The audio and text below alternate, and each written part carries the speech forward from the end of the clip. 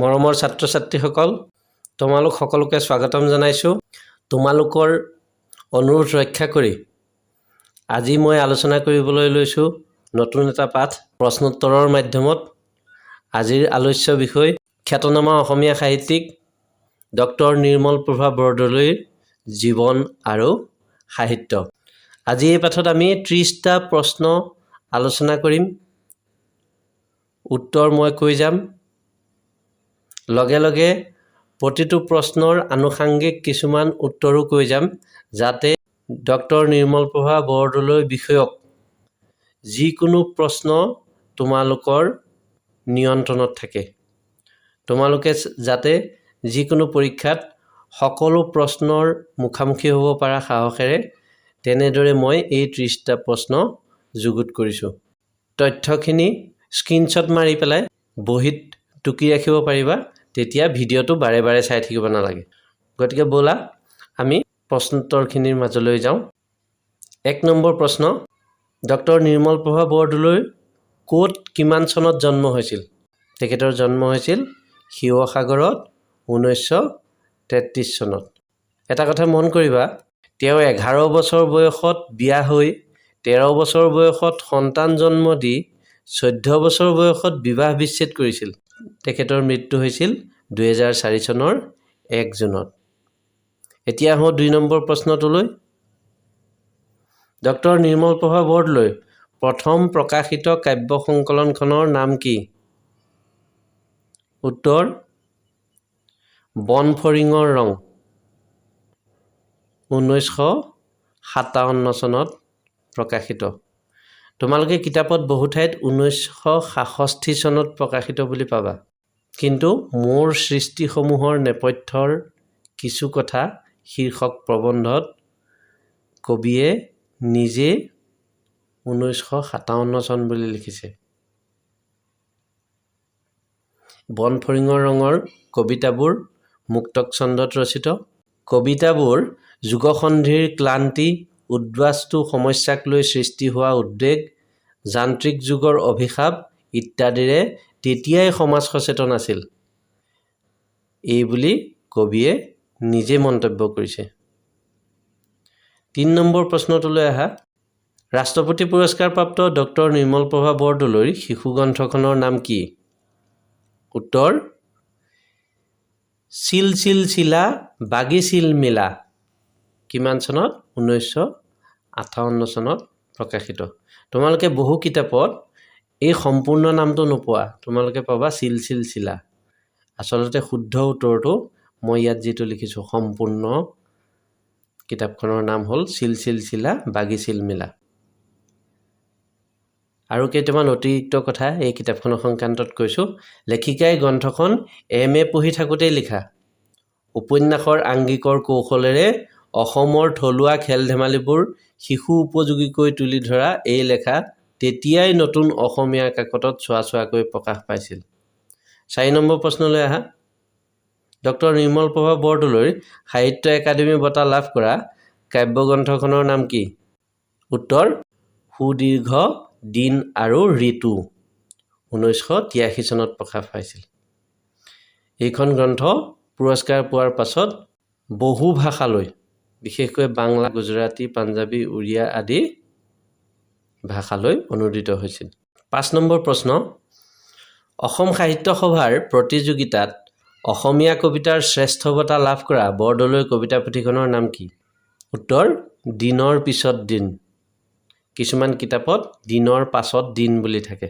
1977 চনত প্ৰকাশিত গ্ৰন্থখন সমালোচক ভবেন বৰুৱাৰ পাতনিৰে সমৃদ্ধ এটা কথা মন কৰিবা আন কিতাপবোৰত যদিও 1977 চন দিয়া হৈছে কিন্তু লেখিকাৰ নিজৰ ভাষাৰে কিতাপখন প্ৰকাশৰ ক্ষেত্ৰত চতুৰ্থ বুলি কৈছে আৰু তৃতীয় কাব্য সংকলন অন্তৰংগ বুলি কৈছে এতিয়া আমি যদি প্ৰকাশৰ চন চাওঁ অন্তৰংগ হ'ল তথ্য অনুযায়ী 1978 চনত প্ৰকাশিত সেই হিচাপত দিনৰ পিছত দিনক আগত বুলি ক'ব লাগে ৭৭ হিচাপত কিন্তু কবিৰ নিজৰ মতে দিনৰ পিছত দিন চতুৰ্থ সংকলন আৰু অন্তৰংগ তৃতীয় সংকলন কিন্তু আমি কিতাপবোৰত চনটো পাওঁ দিনৰ পিছত দিনত 1977 অন্তৰংগত পাওঁ 1978 বাৰু যি নহওক তোমালোকে যিহেতু গ্ৰন্থবোৰত যি ধৰণে মই ইয়াত চনবোৰ দিছোঁ প্ৰকাশৰ চন সেই ধৰণে উত্তৰটো লিখিবা আৰু যদি কেতিয়াবা ক্ৰম অনুসৰি লিখিবলৈ আহে চন দিয়া নাথাকে তেতিয়াহ'লে মোৰ এই কথাটো মনত ৰাখিবা সেইবাবে মই কৈ থলোঁ প্ৰশ্ন নম্বৰ 6 ক'ত কিমান চনত বহা সাহিত্য সভাৰ অধিৱেশনত নিৰ্মলপ্ৰভা বৰদলৈয়ে সভাপতিত্ব কৰিছিল দুধনৈ অধিৱেশনত 1991 চনত 7 নম্বৰ প্ৰশ্ন নিৰ্মলপ্ৰভা বৰদলৈয়ে ৰচনা কৰা 3খন গীতৰ পুথিৰ নাম লিখা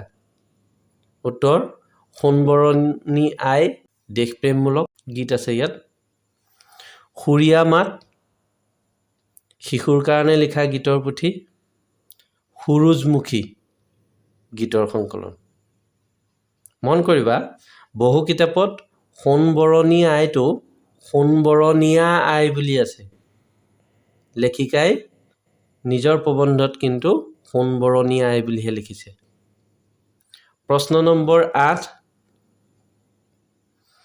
ৰবীন্দ্ৰনাথৰ ৩২টা গীতৰ অনুদিত ৰূপ সংযোজিত হোৱা নিৰ্মলপ্ৰভা বৰদলৈ গীতৰ পুথিখনৰ নাম লিখা উত্তৰ ফুলৰ এই মেলাতে প্ৰথম প্ৰকাশ পাইছিল 2002 চনত আৰু পৰিৱৰ্ধিত সংস্কৰণ মাৰ্চ 2007ত মাৰ্চ 2007ৰ পৰিৱৰ্ধিত সংস্কৰণটোত আমি এই ৩২টা কবিতা পাওঁ 9 নম্বৰ প্ৰশ্ন নিৰ্মলপ্ৰভা বৰদলৈয়ে ৰচনা কৰা কবিতা পুথিসমূহৰ নাম প্ৰকাশৰ ক্ৰম অনুসৰি লিখা এই অলপ আগত যে প্ৰকাশৰ ক্ৰমৰ বিভ্ৰান্তিটোৰ কাৰণে মই তোমালোকক কৈ আহিছিলোঁ সেইকাৰণে ইয়াত যি মতে তথ্যবোৰ পাইছোঁ সেইমতে মন কৰা বনফৰিঙৰ ৰং 1957 বহু কিতাপত 66 বুলি থাকে 2 নম্বৰ সমীপেশু 1977 3 নম্বৰ দিনৰ পিছত দিন 1977 4 নম্বৰ অন্তৰংগ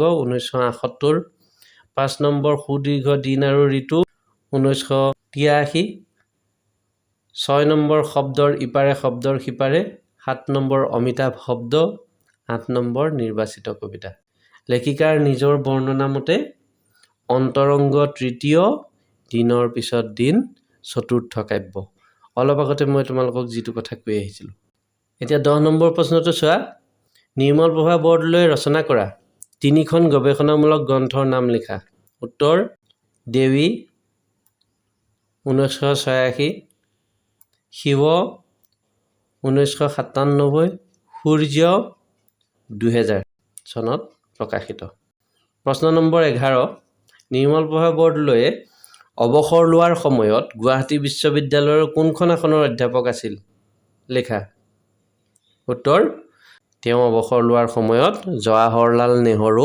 আসনৰ অধ্যাপক আছিল 12 নম্বৰ প্ৰশ্ন ডক্টৰ নিৰ্মলপ্ৰভা বৰদলৈয়ে কোনখন মহাবিদ্যালয়ত অধ্যাপনা কৰিছিল তেখেতে 1958 চনৰ পৰা বি বৰুৱা মহাবিদ্যালয়ত অধ্যাপনা কৰিছিল তাৰপিছত গুৱাহাটী বিশ্ববিদ্যালয়লৈ আহিছিল প্ৰশ্ন নম্বৰ 13 সাহিত্য একাডেমীয়ে প্ৰকাশ কৰা স্বাধীনতা সংগ্ৰামৰ অসমীয়া গীত আৰু কবিতা 2002 চনত গ্ৰন্থখনৰ সংকলক আৰু সম্পাদক কোন উত্তৰ ডক্টৰ নিৰ্মলপ্ৰভা বৰদলৈ প্ৰশ্ন নম্বৰ 14 অসম সাহিত্য সভাৰ কোনখন অধিৱেশনৰ ডক্টৰ বৰদলৈ কবি সন্মিলনৰ সভাপতি আছিল উত্তৰ টিহু অধিৱেশনৰ 1976 চনত প্ৰশ্ন নম্বৰ 15 কিমান চনত ডক্টৰ নিৰ্মলপ্ৰভা বৰদলৈয়ে গুৱাহাটী বিশ্ববিদ্যালয়ৰ পৰা ডক্টৰেট ডিগ্ৰী লাভ কৰিছিল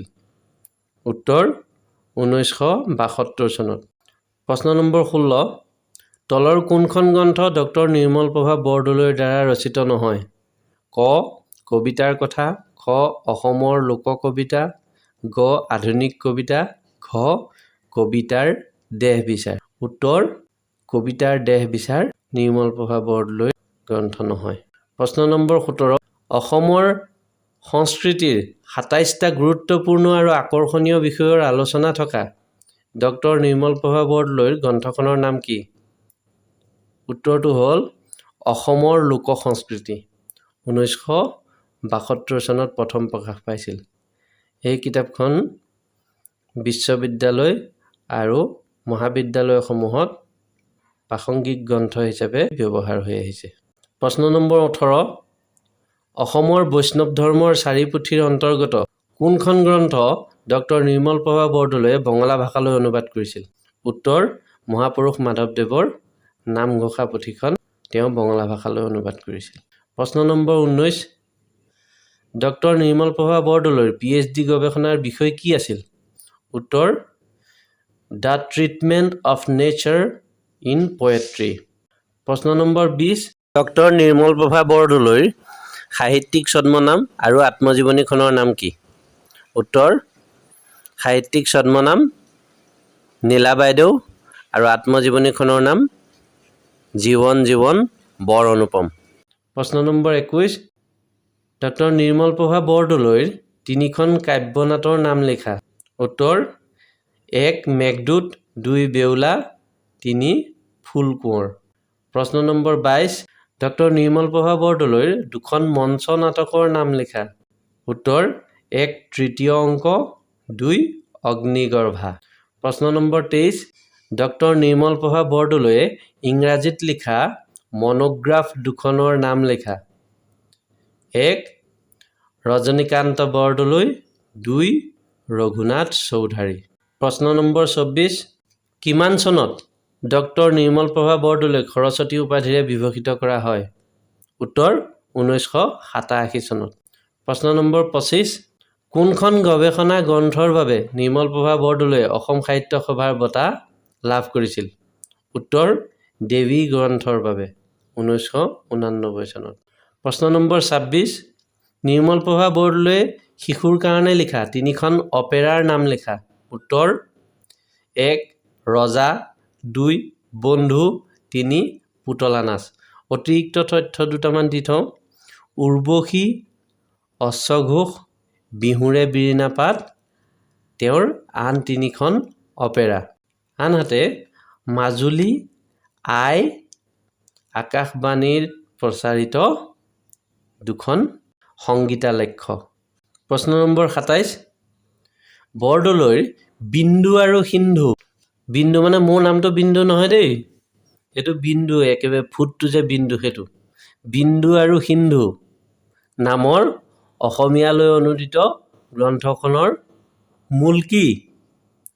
উত্তৰ হিন্দী ভাষাৰ গ্ৰন্থ বুন্দ ঔৰ সমুন্দৰ। অতিৰিক্ত তথ্য এটা দি থওঁ। অমৰত্বৰ আভাস নামৰ অনুদিত কবিতা সংকলনটোৰ তেওঁ যিটো অনুবাদ কৰিছিল সেই সংকলনটোৰ মূল হ'ল ছোভিয়েট ইউনিয়নৰ ইমৰ্টেলিটি।